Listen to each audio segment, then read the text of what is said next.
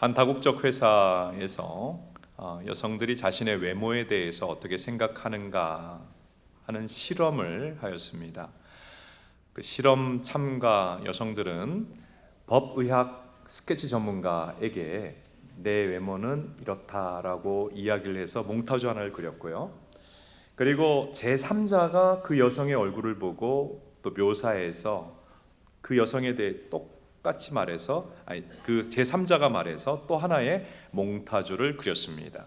저 몽타주 사진을 보면 왼쪽 사진은 자기가 말한 모습이고 오른쪽 사진은 남이 내 얼굴을 보고 묘사해서 그린 얼굴이에요. 어느 쪽이 예쁩니까? 오른쪽이 예쁘죠. 그래서 이 실험의 결론은 뭐냐 하면 거의 대다수의 여성들이 자신의 외모에 대해서 실제보다 낮게 평가를 하고 있다 하는 그런 연구 결론이었습니다. 많은 사람들이요, 자신에 대해서 외모만 아니라 좀 낮게 평가를 하고 또 자기에 대한 불만족을 가지고 살아가고 있다는 것을 우리가 알고 있는데요, 자기를 보는 눈이 잘못되어 있는 경우가 많이 있습니다. 어느 대학의 교수님이 여학생이 상담을 하겠다고 요청을 해서 이제 만나게 되었습니다. 그 여학생은 중고등학교 때 전교 1등을 했고요, 대학 들어올 때 4년 전액 장학금을 받고 들어온 아주 공부 잘하는 여학생이었어요. 집도 부유하고 또 잡지 표지 모델로 뽑힐 만큼 아주 또 예쁜 여학생이었습니다. 거기다가 음악도 잘했어요. 그러니까 사람들이 볼 때 저 여학생은 모든 걸 다 가졌다, 모든 게 다 있는 사람이다, 그렇게 보는 여학생이었는데, 교수님이 그 여학생하고 상담 요청한 여학생하고 얘기해 보니까 날마다 자기가 불만족스러워서 매일 밤 울고 있다는 거예요. 여러분, 우리가 바깥으로 사람들에게 보여지는 이미지와 실제 자기 모습이 전혀 다를 수가 있습니다. 우리 사회는 이 외모지상주의와 그리고 성적지상주의의 분위기가 있습니다. 이 속에서 특별히 우리 다음 세대, 자녀 세대들이 나는 잘하는 게 없어, 나는 멋있지도 않고 나는 예쁘지도 않아 하면서 낮은 자존감으로 살아가는 경우가 너무나도 많이 있습니다. 오늘 전반적으로 이 현대 사회에서 퍼져 있는 것은 자기에 대한 불만족, 그리고 더 나아가서 자기에 대한 거부감, 이 아픔과 고통을 사실은 정말 대다수의 사람들이 가지고 있는 것이 현실이지요.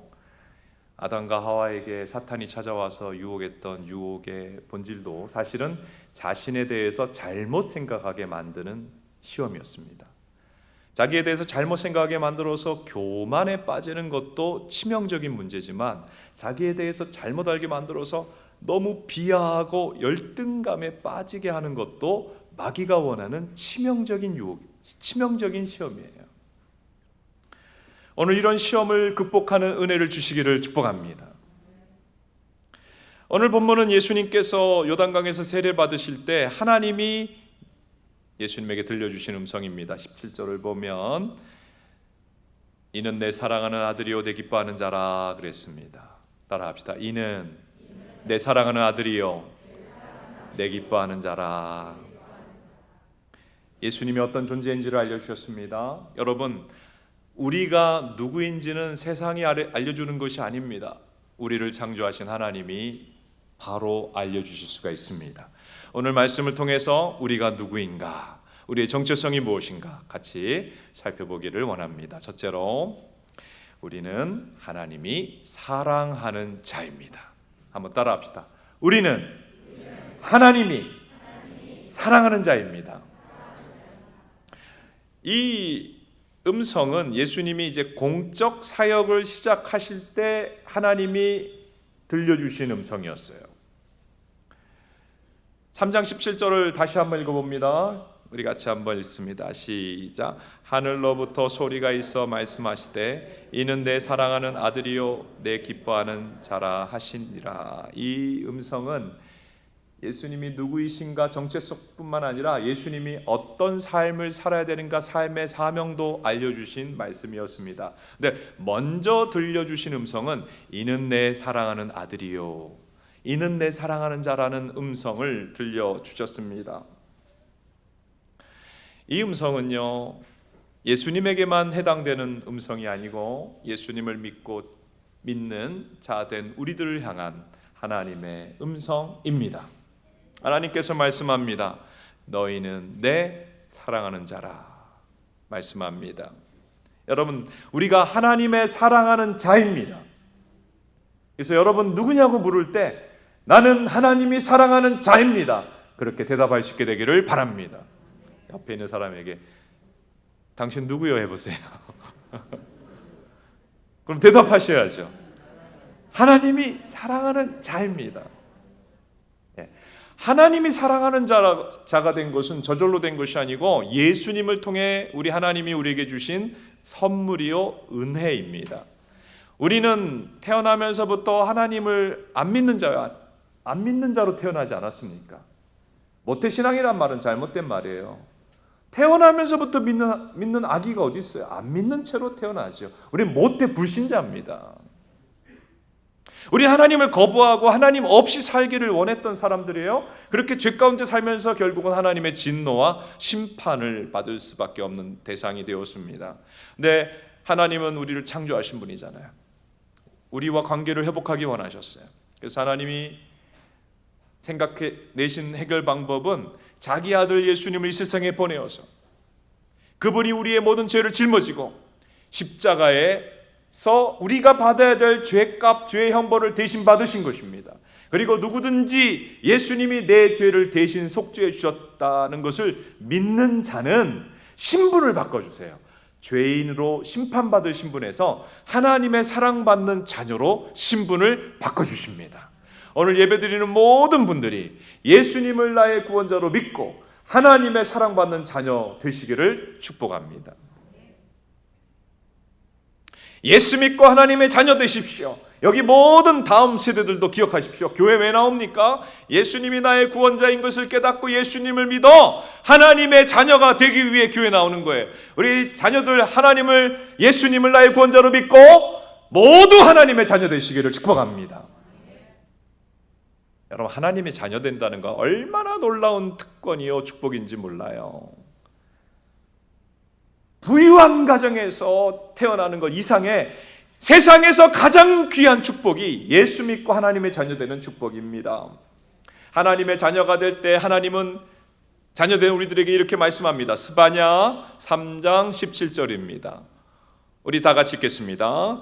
너의 하나님 여호와가 너의 가운데 계시니 그는 구원을 베푸실 전능자이시라. 그가 너로 말미암아 기쁨을 이기지 못하시며 너를 잠잠히 사랑하시며 너로 말미암아 즐거이 부르며 기뻐하시리라 하리라. 여러분, 할머니 할아버지 중에 가끔 가다가 손자가 나타나면 너무 좋아서 기뻐가지고 펄쩍펄쩍 반가이 맞아주는 할아버지 할머니들이 있죠. 없어요? 여러분, 할아버지 할머니들 다 그러시잖아요. 너무 기뻐하시잖아요.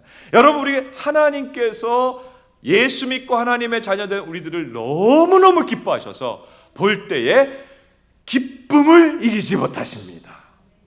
할렐루야. 그리고 잠잠히 사랑하신다 그랬고요.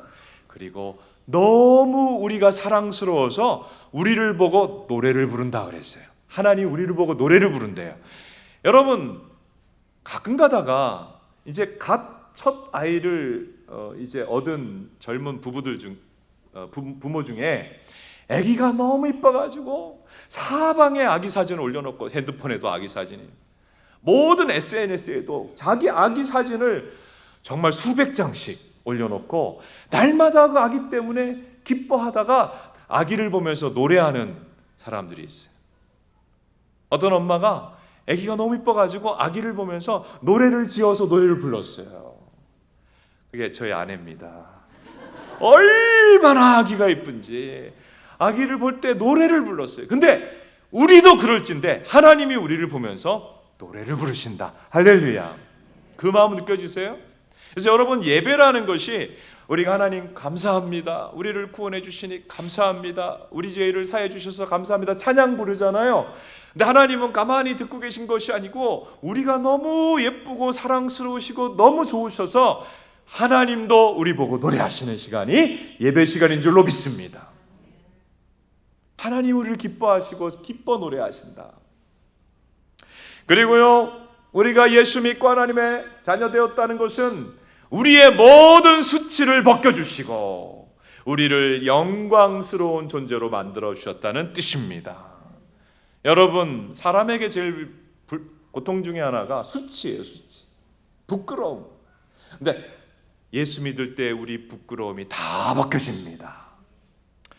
고린도후서 5장 17절 우리 같이 한번 읽어봅니다. 시작. 그런즉 누구든지 그리스도 안에 있으면 새로운 피조물이라.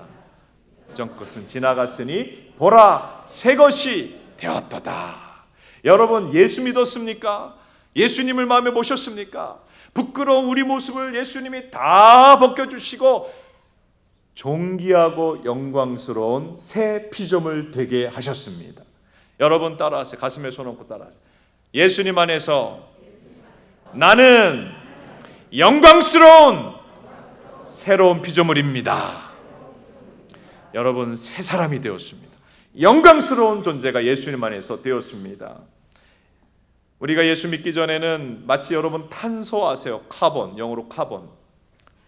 새까맣잖아요. 그 자동차 끄름 새까만 게 그 탄소거든요. 탄소를 줄이자 하는 게 그것 때문입니다. 여러분, 탄소처럼 죄 때문에 새까맣고 더럽고 추한 모습이었어요. 근데 여러분, 탄소가 일정한 압력과 온도가 가해지면 뭐가 되는 줄 아세요? 다이아몬드가 됩니다. 다이아몬드가 돼요. 여러분, 우리는 잿덩어리, 탄소덩어리 같은 모습이었지만 예수님의 피가 임하여 보배로운 자가 되었습니다. 여러분, 보배로운 존재가 되었습니다. 이것이 하나님의 사랑받는 자녀가 되었다는 뜻입니다. 존귀한 자, 하나님의 사랑받는 영광스러운 자녀가 되었습니다. 여러분, 마음에 이것이 좀 와닿으세요? 여러분, 우리 자녀들, 여기 중고등학생 자녀들 와닿습니까? 성경을 통해서 우리가 하나님 안에서 누가 됐느냐, 어떤 존재가 되었느냐, 하나님의 사랑받는 자가 되었다, 영광스럽고 보배롭고 존귀한 자가 되었다고 할 때 마음에 와닿지 않는 사람들이 적지 않게 있을 수 있어요. 왜 그런가? 지금까지 내가 나를 바라보는 시각이 있거든요. 지금까지 어떻게 나를 바라봤어요? 사람들의 평가를 통해 날 바라봤어요. 세상의 가치 기준으로 날 바라봤어요. 내가 이루어낸 성취로 나를 바라보아 왔어요. 그래서 지금까지 내가 나를 남보다 자랑스럽지 못하게 또는 자격지심과 열등감 속에 살아왔기 때문에 하나님이 너는 내 사랑하는 자녀다, 예수님 안에서 나는 존귀한 자가 되었다, 보배로운 자가 되었다고 해도 마음이 그것으로 안 바뀌는 거예요. 오늘 그런 분들이 계시다면 하나님께서 성령의 감동 감아 주셔서 이전까지 세상의 눈으로 사람들의 평가로 나를 바라보았던 그 모든 잘못된 시각들을 십자가 앞에 내려놓고 예수님이 우리에게 알려주시는 대로 나를 바라보게 되는 은혜 주시기를 바랍니다. 자, 부모와 자녀가 있습니다. 여기 부모 자녀가 같이 예배드리고 있는 분들이 있는데요, 여기 자녀들이 잘 모르는 부모의 마음이 있어요. 한 가지 중요한 것을 알려드립니다. 잘 들어보세요. 자녀들이 잘 모르는 부모의 마음이에요. 부모는 자녀가 공부를 잘해서 이쁘고 안 해서 미운 게 아니에요. 뭔가를 잘 해내서 예쁘고 사랑스럽다가 잘하지 못하면 미운 게 아니에요. 부모는 자녀가 내 자녀이기 때문에 존재 자체로 사랑합니다. 아멘. 부모님들 맞죠? 네.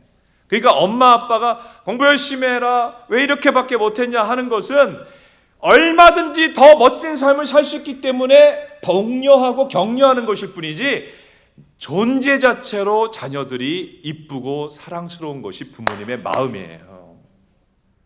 여러분, 인간 부모의 마음도 이럴진데 하나님에게서 우리의 존재는 존재 자체로 사랑의 대상이고 귀합니다. 그리고 우리의 가치는, 여러분 특별히 여기 젊은이들 잘 들어보세요. 다음 세대 자녀들 잘 들어보세요. 나의 가치가 얼만큼이라고 생각하세요? 나의 가치는 나의 성취나 나의 받은 점수나 등수에 따라 결정되는 게 아닙니다. 내가 지금 꼴찌에서 지금 나는 이 세상에서 가장 밑바닥에 가치인 사람이 아니라는 거예요. 내가 전교 1등이니까 제 가치 있는 게 아니라는 거예요. 나의 가치는 존재 자체에 있어요.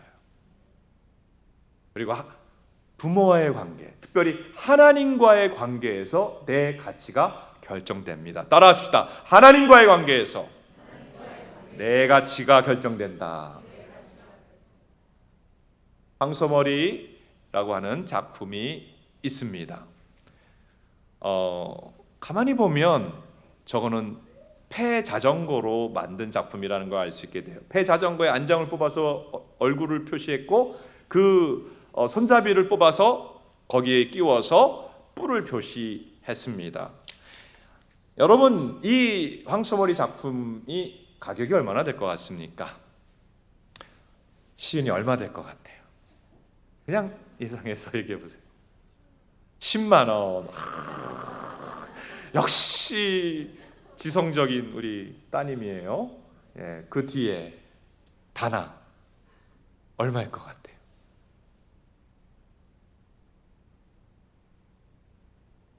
예, 그래도 가격을 한번 본인이 생각할 때 가격을 정한다면 100만 원. 좋습니다. 이제 누구한테 물어볼까? 예, 손을 들었어요. 와, 준영이. 네. 공짜. 똑똑해요. 왜냐하면 저거는 폐자전거니까.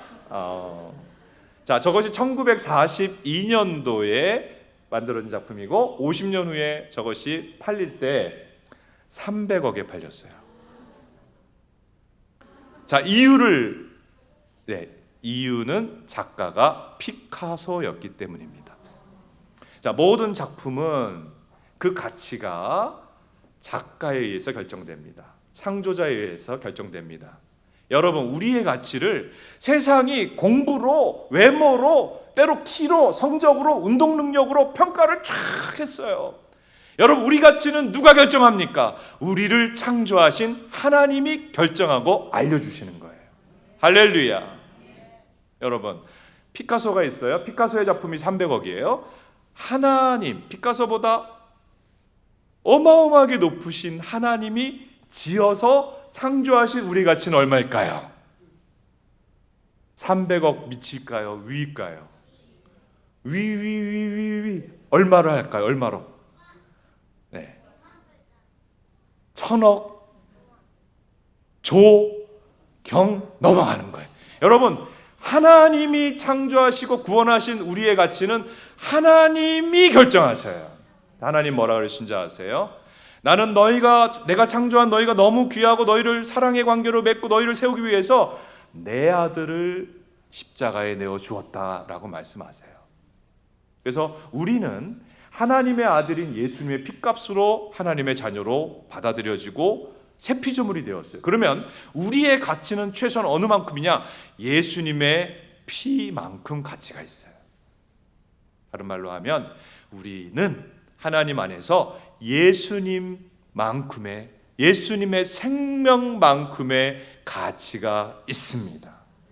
이것은 지금까지 우리가 들어온 세상에서 너는 이것밖에 안 돼, 너는 이것밖에 안 돼 라고 하는 수많은 잘못된 나에 대한 말들을 뒤집어 엎는 진실입니다.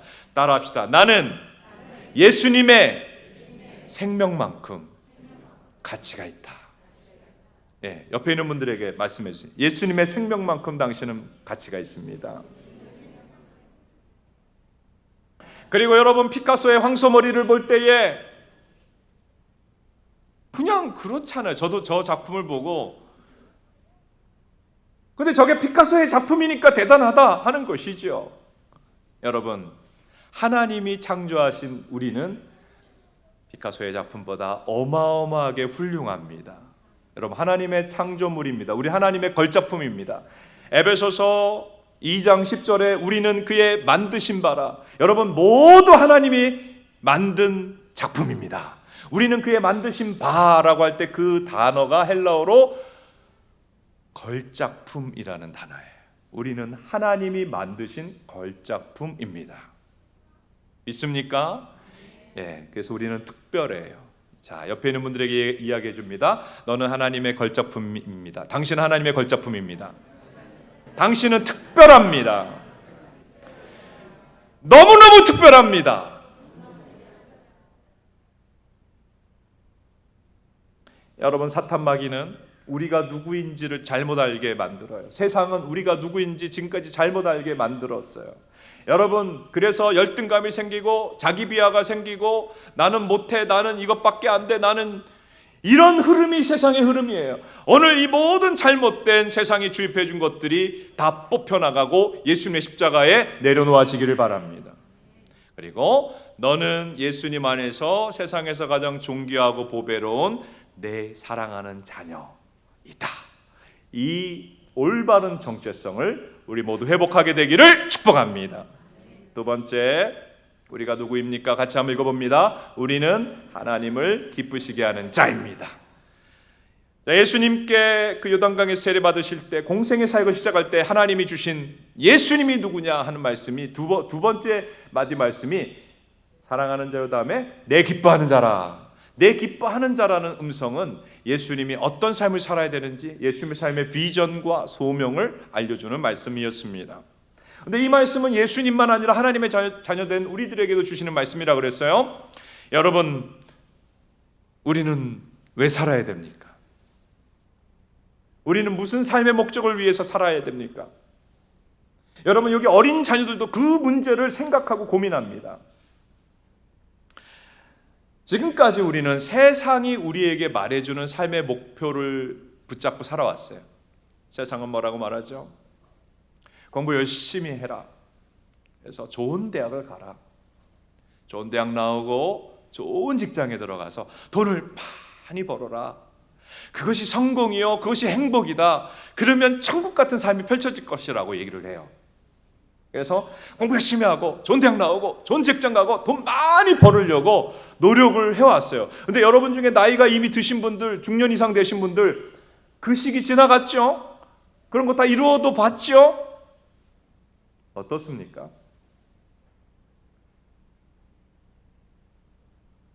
정말 좋은 대학 나오고 좋은 직장 가고 돈 많이 벌면 너무 인생이 행복하고 너무 만족하고 천국이 펼쳐집니까? 우리 자녀들이 안 살아봐가지고 지금 세상이 그렇게 얘기하는 대로 안 살아봐서 다 얻은 사람이 어떤지를, 얻은 사람의 소감을 한번 얘기해 드릴게요. 우리 교회 어느 젊은 부부 신방을 하게 됐어요. 신혼부부죠. 신방을 했는데 이제 신방을 거의 마무리할 쯤에 둘 다 이제 전문인이에요. 전문직에서 종사하는 부부입니다. 세상으로 보면 다 이룬 사람들이죠. 근데 그 두 부부 중에 자매가 이런 얘기를 하는데, 목사님, 저희가 어렸을 때는 삶의 목적이 있었어요. 좋은 대학 가는 거, 그리고 대학 졸업하고 전문직 시험에 합격하는 거 목적이었습니다. 근데 그거 우리 부부가 다 이뤘어요.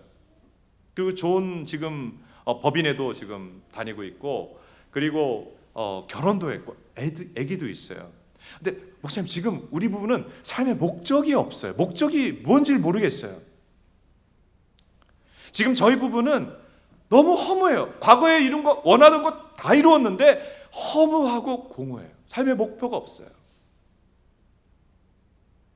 세상이 말하는 목적을 다 이룬 사람들이 천국 속에 살아가는 게 아니고 오히려 다 이루고 나서 공허하고 더 삶의 의미를 알지 못하는 일들을 겪고 있어요. 그러니까 세상이 말하는 대로 좋은 학벌과 좋은 직장과 돈 많이 벌고 성공한다는 것이 인생의 참된 행복과 만족에 이르는 길이 아니라는 것을 우리는 좀 직시할 필요가 있습니다. 자, 그러면 사람이 왜 살아야 되죠? 사람은 어떻게 해야 만족이 있을 수 있죠? 하나님이 창조하신 목적대로 살 때에 만족이 있습니다. 여기 컵이 있어요. 컵은 왜 제작이 되었죠? 왜 창조되었죠? 물을 담으라고. 물을 담아 놓으니까 어때요? 멋있습니다. 여기 마이크가 있습니다. 마이크는 왜 창조되었습니까? 소리를 증폭시켜서 사람들이 잘 듣게 하려고. 근데 이 마이크를 만약 지하 창고의 구석에 넣어놓으면 어떻게 되겠어요? 전혀 빛나지가 않죠. 근데 이 자리에, 소리를 내는 자리에 딱 있으니까 목적대로 쓰임 받으니까 멋지잖아요. 여러분, 사람은 다 하나님이 지으신 바고 창조물이고 걸작품이고 하나님의 존재하게 한 이유가 있어요. 아마 개개인을 향해서는 좀 더 스페셜한 목적들이 있을 것입니다. 그런데 전반적으로 하나님의 자녀를 향해서 하나님이 알려주시는 삶의 목적은 무엇이냐면, 너희는 나의 기쁨을 위하여, 너는 나에게 영광 돌리기 위하여 사는 자이다 하는 거예요. 따라합시다. 우리는 하나님을 기쁘시게 하기 위하여 창조되었다. 하나님께 영광 돌리는 자로 창조되었어요. 여러분, 우리가 하나님께 기쁨을 드리고 영광을 돌릴 때 우리 존재 가치가 그때 비로소 성취가 된 것이고, 그때 비로소 만족이 오고, 그때 비로소 삶의 행복을 누릴 수가 있습니다.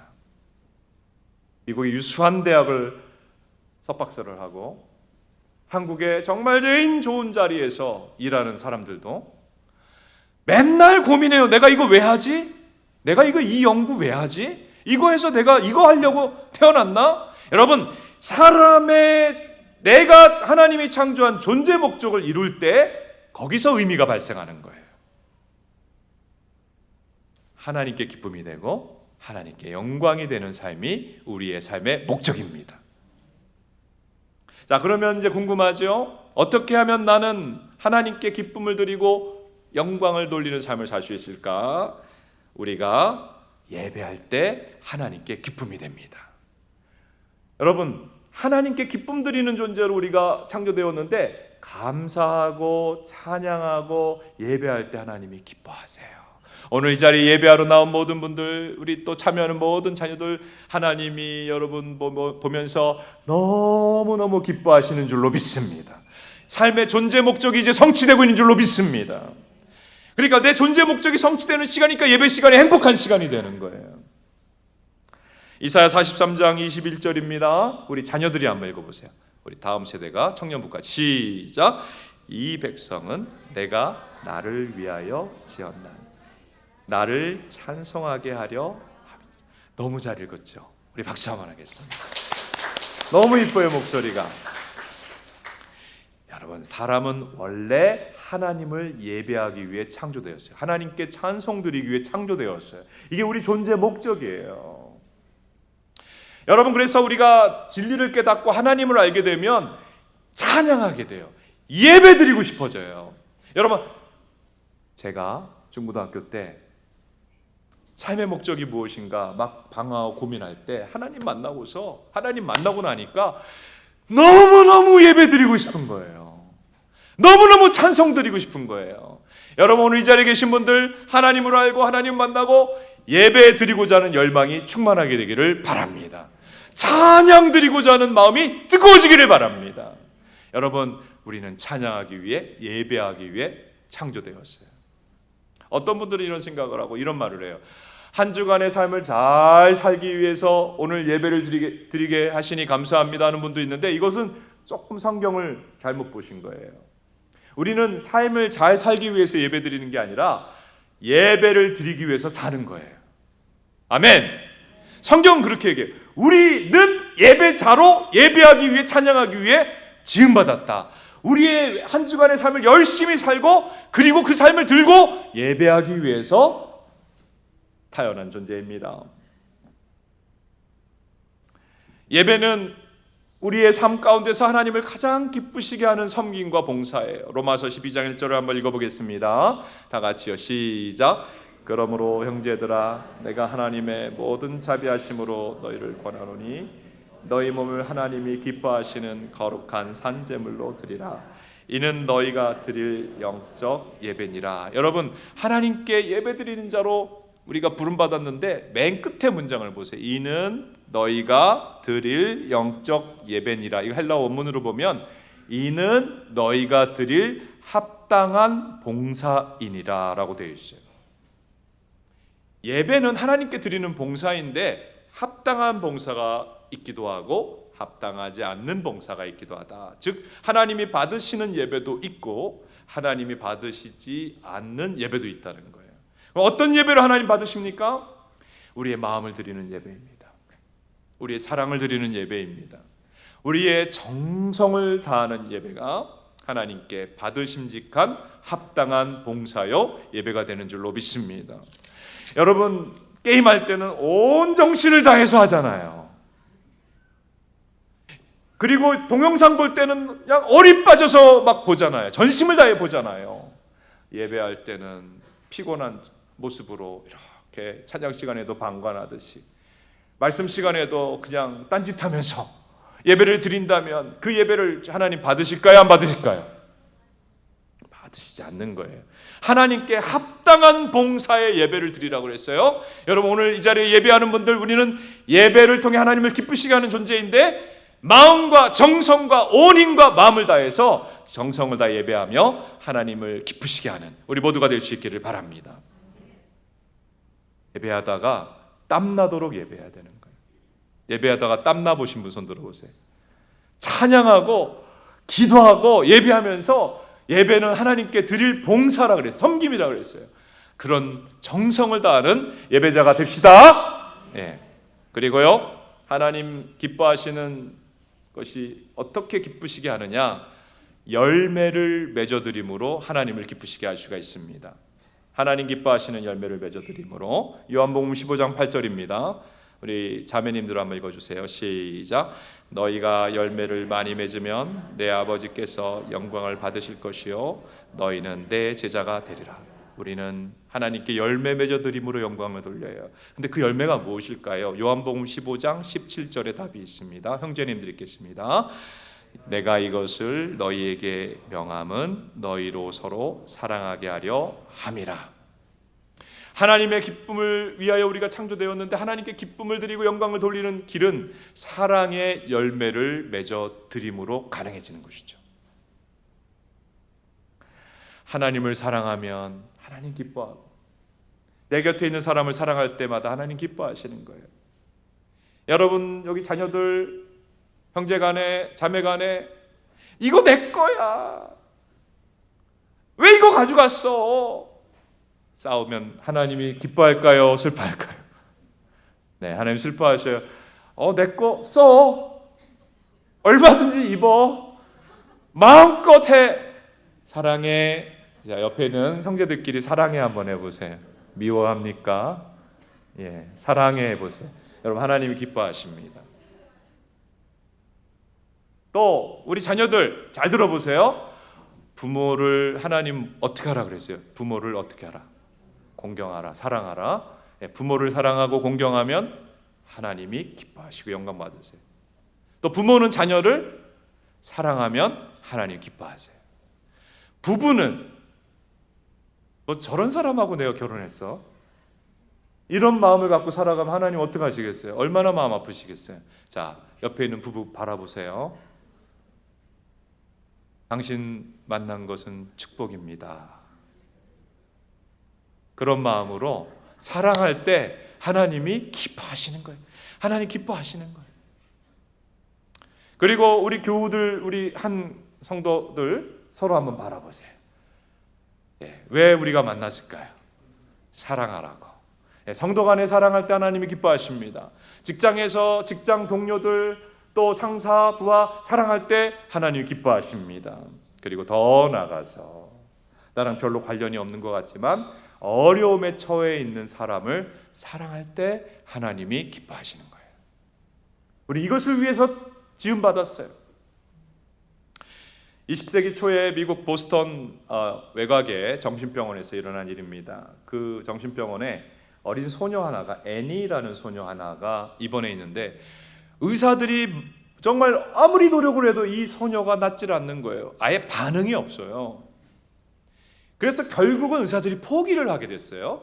정신병동에 있는 사람들은, 정말 치료가 안 되는 사람들은 어쩔 수 없이 독방에 위험하지 않도록 격리를 시키는데, 애니는 그 보스턴 병원 지하의 독방에 격리되게 됩니다.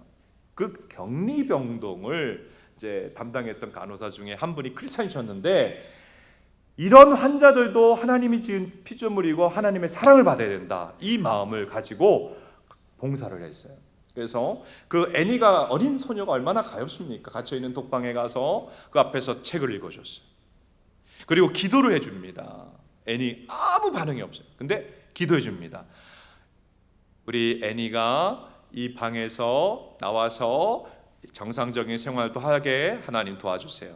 그래도 아무 반응이 없어요. 근데 어느 날 이 간호사님이 애니에게 맛있는 간식을, 초콜릿을 담아서 접시를 줬어요. 그랬더니 잠시 후에 와보니까 그 중에 초콜릿 하나를 먹은 거예요. 사람에 대한 반응이 전혀 없던 사람이 반응이 최초로 나타났어요. 그때 용기를 얻어가지고 이제 간호사님이 대화를 시작했고요. 그리고 의사들에게 보고를 했습니다. 이 환자가 드디어 반응이 나왔다고. 그래서 의사들이 일반 병동으로 옮겨줬어요.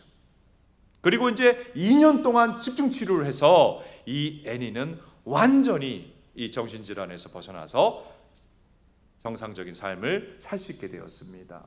그런데 놀라운 일은 그때부터 시작이 되었어요. 이 애니는 정신병동을 떠나지 않겠다, 그렇게 얘기한 거예요. 왜 그러냐? 이 크리스찬 간호사님이 나를 도와주셔서 내가 정말 수렁에서 건져졌기 때문에 나 같은 어려움에 처해 있는 사람을 나는 이곳에 자원봉사자로 계속 있으면서 돕겠다 한 거예요. 자, 세월이 지나서 한 몇십 년 지난 후에 영국 여왕이 미국의 가장 정말 훌륭한 여성에게 훈장을 수여하는데, 그 수여 대상이 헬렌 켈러였습니다. 헬렌 켈러는 어떤 사람이죠? 귀가 안 들리고 눈이 안 보이고 말을 못하는 삼중장애를 가지고 있었어요. 그래서 내가 만일 3일만 볼 수 있다면이라고 하는 유명한 글을 썼죠. 여왕이 묻습니다. 헬렌 켈러, 당신이 이러한 삼중장애를 극복하게 된 원인이 무엇입니까? 이유가 무엇입니까? 했더니 헬렌 켈러가 앤 설리반 선생님 덕분입니다 라고 얘기했어요. 지금 헬렌 켈러와 앤 설리반 사진인데요, 보지도 듣지도 말하지도 못하는 헬렌 켈러를 정말 인내하고 끈기 있게 도와줘서 정말 훌륭한 삶을 살 수 있도록 만든 앤 설리반이 보스턴 정신병원 격리병동에 갇혔던 애니입니다. 한 크리스찬 간호사가 어려운 그 소녀에게 사랑을 베풀었더니 그 사랑이 그 사람을 살렸고, 뿐만 아니라 그 하나님의 사랑을 받은 사람이 헬렌 켈러라고 하는 또 다른 사람을 살리는 기적의 연속이 일어났어요. 여러분, 사랑이 기적을 일으킵니다. 사랑이 살립니다. 사랑이 인간의 삶에서 가장 가치 있는 일이고 하나님께 영광을 돌릴 수 있는 일입니다. 그래서 우리는 곁에 있는 사람을 힘써 사랑해야 합니다. 그리고 더 나아가서 어려움에 처해 있는 사람들을 사랑해야 돼요. 그런데요, 우리 믿는 자가 하나님께 올려드려야 되는 사랑의 열매는 어려운 사람 돕는 것만 있는 거 아니에요. 가장 고귀한 사랑에 대해서 소개하겠습니다. 여러분, 예수님 모르는 자에게 예수님을 알리고 그분들이 구원받고 천국 백성 되게 하는 것, 교회 나오고 하나님 믿고 예배하게 만드는 것, 이것이 그리스도인이 사람들에게 베풀 수 있는 가장 지고한 사랑이에요. 가장 최고의 사랑이에요. 의사분들을 왜 우리가 존경합니까? 아픈 사람들을 고쳐줘서 낫게 하잖아요. 그죠? 귀한 일을 하는 거죠. 그러나 그 사람은 다시 죽습니다. 그런데 그리스도인은 복음을 전할 때 어떤 일이 일어나느냐? 그 영혼이 살아나고 하나님의 자녀가 되고 천국 백성이 되고 영원히 살아 있게 됩니다. 하나님 나라에서. 그러니까 너무나 귀한 일이 복음을 전해서 믿지 않은 영혼들을 하나님 자녀되게 하고 살리는 거예요. C.T. 스터드라고 하는 영국 귀족이 있습니다. 귀족같이 생겼죠. 영국의 가장 명문 귀족 집안의 자제였습니다. 캠브리지 대학을 나왔습니다. 수재였습니다. 그리고 저기 크리켓 채를 들고 있는데 영국의 가장 인기 있는 운동이 크리켓이에요. 대단한 크리켓 선수였어요. 그래서 모든 영국 국민이 좋아하는 젊은이요, 차기 영국 수상이 될 사람이라고 모든 사람들이 생각했던 사람입니다. 너무 부유한 집안의 자제라서 돈도 너무 많았어요. 근데 이 젊은이가 청년 때 예수님을 만났어요. 깊이 만났어요.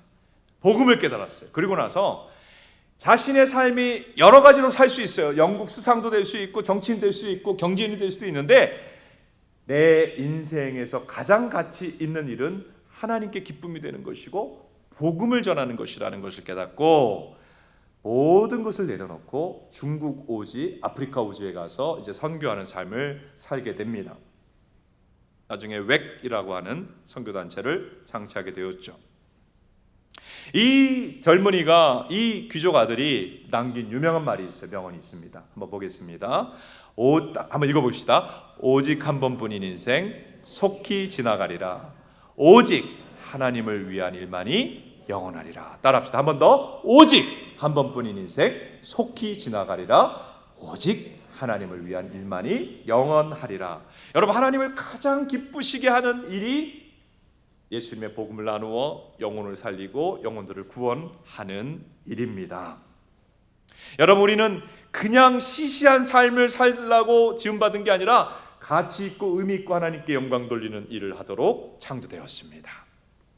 우리는 이 땅을 살아가면서 내가 누구인가에 대해서, 정체성에 대해서 많은 혼란을 겪으며 살아갑니다. 자, 오늘 하나님 말씀 안에서 내가 누구인가 정리해 봅시다. 우리는 하나님의 사랑하는 자입니다. 우리는 하나님을 기쁘시게 하는 자입니다.